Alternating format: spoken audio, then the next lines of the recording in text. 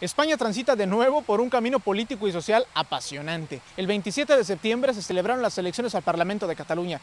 El bloque independentista obtuvo la mayoría en escaños, sin embargo, la mayoría de votos fue absorbida por el grupo españolista que encabeza el partido político Ciutadans.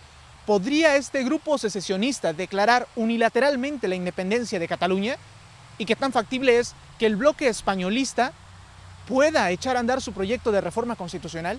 En Europea Media queremos compartir y analizar este fenómeno contigo. Es por eso que hablamos con Ana María Ovejero, profesora de la Universidad Europea de Madrid y experta en Derecho Constitucional, para que nos aclarase algunas dudas.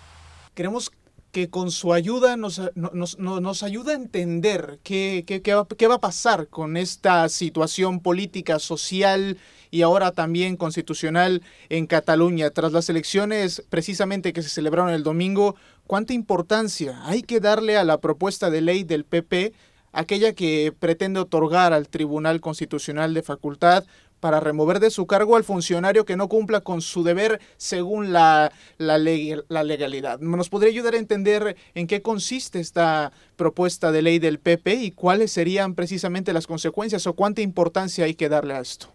A ver, en realidad está conectado, los dos acontecimientos están conectados, pero la reforma que propone el Partido Popular en el Congreso tiene tanta envergadura para todo el sistema constitucional que, independientemente de que hubiese habido o no elecciones en Cataluña, merece la pena que la consideremos por sí misma.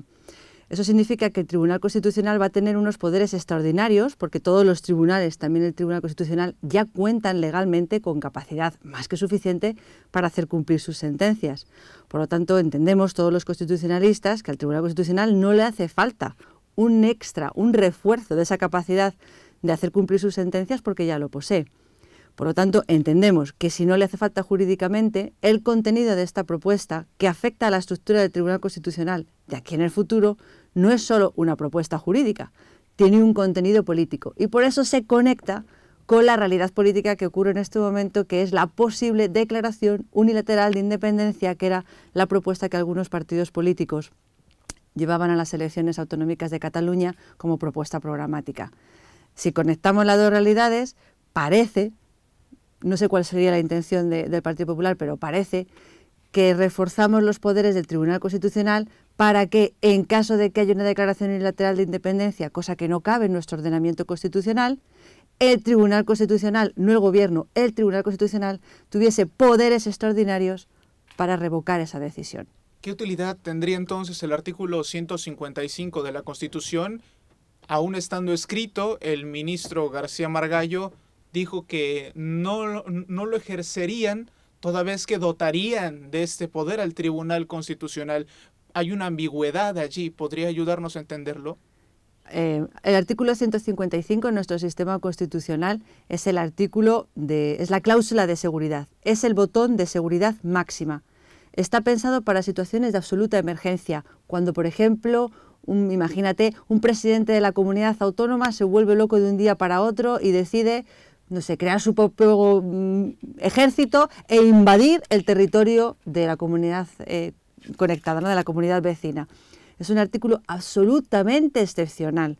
Por eso los ministros, que conocen muy bien la excepcionalidad del artículo 155, saben que solo se puede utilizar de esta forma excepcional. Mira, para que lo entiendas mejor, la Constitución es un instrumento pensado para convivir. La Constitución no es un instrumento pensado para imponer, para obligar, para forzar la convivencia, sino para permitirla.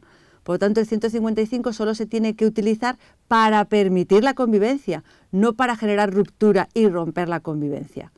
Como el 155 es tan excepcional, ¿qué ocurriría si declarasen unilateralmente la independencia, como era lo que antes del día 27 parecía que iba a ocurrir, ¿no?, si ganara la opción mayoritaria?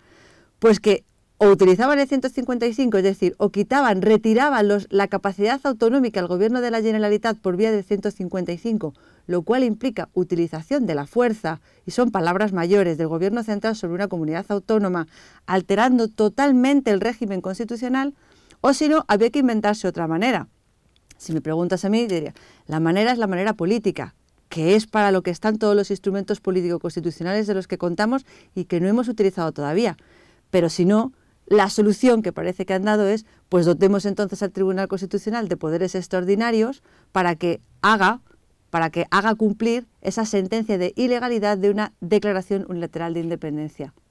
Queriendo conocer su opinión al respecto, ¿usted consideraría que si el gobierno ejerce el artículo 155 sería una derrota para esta administración, dado que es un caso excepcional ejercerlo y por eso está dotando de poderes al Tribunal Constitucional? ¿Hay cierto temor?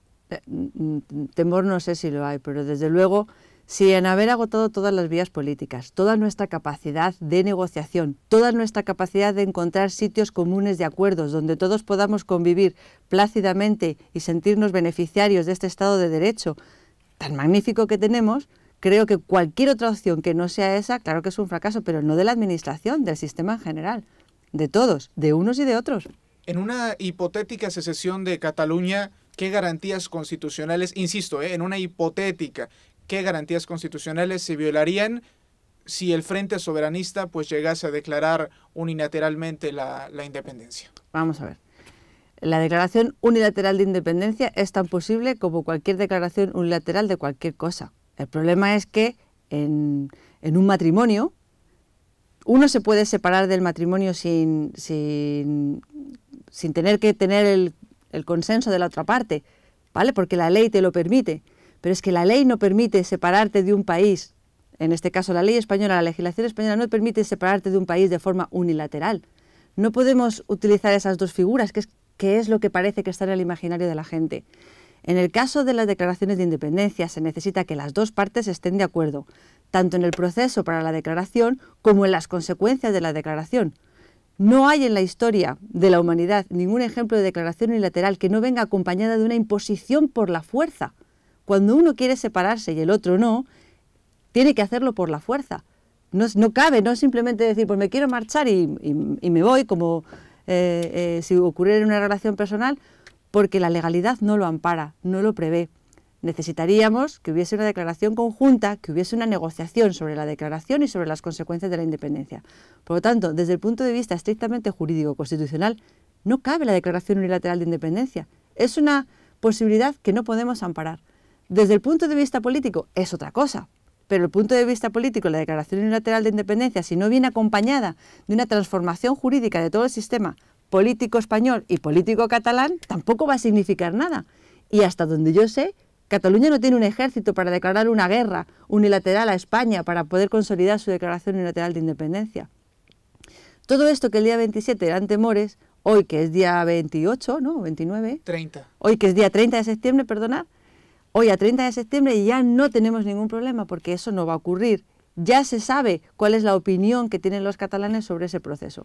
Precisamente, ¿por dónde empezar a reformular los artículos o a reformar la Constitución, dado que el bloque españolista defiende la permanencia de Cataluña en España, pero partidos políticos como Ciudadanos hablan precisamente de reformar la Constitución, de dotar a las autonomías de más responsabilidades y de mejor financiación? ¿Es una propuesta sencilla o de qué manera explicarlo a estas nuevas generaciones? Se explica muy fácil. Nuestra Constitución, la Constitución que tenemos en vigor, es de 1978 y es una Constitución que se crea bajo unas condiciones políticas determinadas. La Constitución, y eso fue una gran victoria del sistema constitucional que se inventó, no quedó totalmente cerrada y terminada, sino que estableció un régimen evolutivo que podía crecer en el tiempo, que podía desarrollarse en el tiempo precisamente para la distribución territorial del poder, para la distribución de poder entre el Estado central y las comunidades autónomas que comienzan a crearse en 1978. Esto significa básicamente que hay un título, que es el título 8º de la Constitución, donde se prevé cómo va a funcionar ese sistema, que es un título inacabado. De hecho, para poder entender cuál es en este momento la distribución de competencias entre el Estado central y las comunidades autónomas, no nos basta con la propia Constitución, cosa que no ocurre en ningún otro Estado con una distribución territorial de poder, lo que llamamos un Estado territorialmente descentralizado, perdonadme. Necesitamos acudir a los estatutos de autonomía y acudir a un montón de leyes que transfieren a través de distintos instrumentos jurídicos, administrativos y constitucionales, distintas competencias o parte de las competencias a las comunidades autónomas. Solamente la modificación de ese título 8º para aclarar a las generaciones futuras cuál es esa distribución de competencias y cuál es ese pacto de distribución territorial del poder, sería muy beneficioso para la Constitución, para la Comunidad Autónoma de Cataluña y para la de Extremadura, para la de Andalucía y para la de Cantabria, para todas, porque aclara cuál es el juego de distribución y cuáles son las responsabilidades que tiene el Gobierno y que tienen las comunidades autónomas hacia los ciudadanos. Para que un ciudadano pueda exigir a su Gobierno autonómico o a su Gobierno central que cumpla bien con sus deberes constitucionales, lo primero que tiene que saber la gente es qué competencias tiene, qué es lo que puede hacer y qué es lo que no puede hacer. Bueno, pues eso lo facilitaría. Pero hay un montón de otras cosas también muy interesantes y muy importantes en nuestra Constitución que se verían beneficiadas de una reforma, de una actualización, que han pasado 30 años desde 1978. Es hora de que la actualicemos. Como por ejemplo el sistema de financiación. El sistema de financiación de las comunidades autónomas se reforma cada 5 años. Con lo cual las comunidades autónomas cada 5 años, cada vez que entra una nueva legislatura, tienen que volver a negociar con el Estado los ingresos para poder determinar cuáles van a ser los gastos en servicios públicos, en educación, sanidad, etcétera, que van a poder utilizar durante ese periodo de vigencia de la ley de financiación. Sería una idea buenísima, desde mi punto de vista, que ese sistema básico de financiación, que los criterios básicos de reparto de la financiación de las comunidades autónomas también estuvieran establecidos en la Constitución. Daría muchísima seguridad a los gobiernos autonómicos para saber hasta dónde está el límite de gasto. Y no tendríamos, por ejemplo, los problemas que tenemos con las comunidades autónomas y con los techos de deuda. ¿Cuál es el proceso para poder tomar esas medidas? ¿Cuál es el proceso para reformar un artículo constitucional? Es el proceso de reforma de la Constitución, está establecido en la propia Constitución, pero como todo proceso de reforma de la Constitución necesita un acuerdo. ¿Entre quiénes? Entre el Estado y las comunidades autónomas, y entre los ciudadanos españoles, entre nosotros. Es decir, los presidentes de las autonomías ejercerían un papel importante en un hipotético plan reformista. Por supuesto que sí, pero tendríamos que reformarlo a través de un consenso semejante, parecido al consenso que creó la Constitución, ¿vale? Yo creo que no solamente hace falta la presencia de las comunidades autónomas en la negociación, por supuesto del Estado central, por supuesto de la sociedad civil, por supuesto de las administraciones locales. Entonces, ¿cuál es el problema? Tradicionalmente la Constitución española ha sido tautológicamente preservada, como si fuese, nos costó tanto llegar al acuerdo de 1978 que pensamos que no va a ser posible un acuerdo semejante. Pero yo creo que la gente está tan preparada ahora como lo estaba en 1978 para, con altura de miras y con responsabilidad, hacerse cargo del sistema que quieren para convivir en el futuro. Entonces, lo que no puede ser es una reforma constitucional hecha por imposición, porque hasta la propia Constitución establece unas mayorías parlamentarias grandes que obliguen a generar consenso entre muchas fuerzas políticas y entre distintas instituciones del Estado. ¿Hay algún tiempo promedio aproximado, teorizado, de que en caso de haber una reforma constitucional pueda entrar en ejercicio? Es la voluntad política. La última reforma constitucional que ha vivido el pueblo español fue en un mes y fue en verano. La última pregunta, licenciada. ¿De qué medidas y de cuánto tiempo Cataluña tendría o necesitaría, también en otro caso de imaginación, para redactar su propia constitución? Hablan ellos de un plazo de 18 meses para declarar la independencia, pero constitucionalmente, ¿de cuánto tiempo necesitarían, imaginando todo el contexto, para poder ellos tener un propio libro? ¿Pero eso significa que para ti la declaración de independencia depende de la creación de una constitución? Yo pregunto porque no tengo la más mínima idea. Pues es que son dos cosas distintas. Es decir, una cosa es una constitución y la reforma de la constitución de todos los españoles, y otra cosa es la declaración de independencia. Son dos cosas distintas. Yo creo que para la declaración de independencia... ¿Puede un Estado ser independiente y no tener constitución propia antes de serlo? ¿O las dos cosas tienen que ir de la mano? Es que Cataluña tiene constitución propia ya, no le hace falta otra. Es la Constitución de 1978 y es en la que estamos todos los españoles incorporados como ciudadanos. Ese es el problema. Es decir, lo que ellos quieren es una constitución distinta de la española. Y para poder tener una constitución distinta de la española tienen que ser independientes. Con lo cual, que hayan puesto un plazo a la creación de una constitución o que hayan puesto un plazo a la declaración de independencia, bueno, simplemente es un desideratum político tan legítimo como cualquier otro. Jurídicamente no tiene nada que ver, absolutamente nada que ver con los sistemas constitucionales que conocemos. Los catalanes, igual que cualquier otro ciudadano de cualquier otra de las 17 comunidades autónomas que componen el Estado español, tienen unos instrumentos de convivencia específicos para sus comunidades autónomas que se parecen mucho a las constituciones, son los estatutos de autonomía. En muchos casos, yo creo que ya casi en todos los casos, esos estatutos contienen incluso tablas de derechos específicas para los ciudadanos que residen en sus comunidades autónomas. Más parecido que una constitución, con su parte dogmática y su parte orgánica, con sus instituciones y sus competencias y su capacidad de gobernabilidad, yo no conozco otra cosa.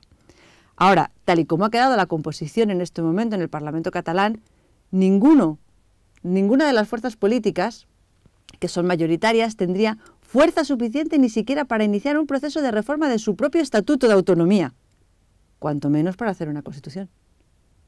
Muchísimas gracias, licenciada Ana María Ovejero, directora del Centro de Excelencia, Valores y Sociedad Global, perteneciente a la Escuela de Doctorado e Investigación de la Universidad Europea de Madrid y desde luego experta en Derecho Constitucional. Muchas gracias. A ustedes. En Europea Media seguiremos tras la huella del 27S.